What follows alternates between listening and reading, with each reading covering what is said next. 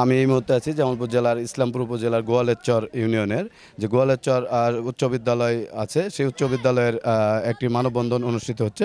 সেই মানববন্ধন এই মুহূর্তে আছি। মানববন্ধনে অংশ নেওয়া মানববন্ধনকারীদের একটি দাবি, সেটা হচ্ছে যে গোয়ালেরচর উচ্চ বিদ্যালয়ের যিনি প্রধান শিক্ষক আছেন আব্দুর রাজ্জাক বিএচি, ওনাকে অপসারণের দাবিতেই আজকের এই মানববন্ধন। এই মানববন্ধনে অংশগ্রহণকারীরা বলছেন যে বিগত দিনে যে ফ্যাসিবাদী সরকার আওয়ামী লীগ সরকার ছিল, সে আওয়ামী লীগ সরকারের প্রভাব খাটিয়ে তিনি এই প্রধান শিক্ষক তিনি স্কুলে ঘুষ বাণিজ্য, নিয়োগ বাণিজ্য সহ বিভিন্ন ধরনের যে অনিয়মগুলো রয়েছে সেই অনিয়মগুলোর সাথে জড়িত ছিল বিগত দিনে।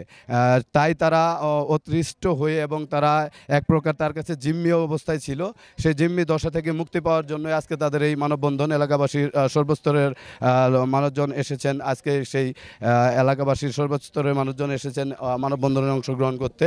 এবং সাথে যে সেই বিদ্যালয়ের যে শিক্ষার্থী আছে, বিভিন্ন ধরনের শিক্ষার্থীরা, বিভিন্ন ক্লাসের শিক্ষার্থীরাও কিন্তু এই মুহূর্তে সেই মানববন্ধনে উপস্থিত রয়েছেন। আমরা দেখতে পাচ্ছি যে সকাল থেকে তাদের দিনব্যাপী যে মানববন্ধনের অংশ, সেই মানববন্ধনের এক অংশে তাদের একটি দাবি, সেটা হচ্ছে যে এই দুর্নীতিগ্রস্ত এই যে প্রধান শিক্ষক আছেন আব্দুর রাজ্জাক, তাকে যে কোনোভাবে তাকে অপসারণ করতে হবে। মানববন্ধন নিয়ে জামালপুর থেকেই ছিল আমার কাছে সর্বশেষ তথ্য।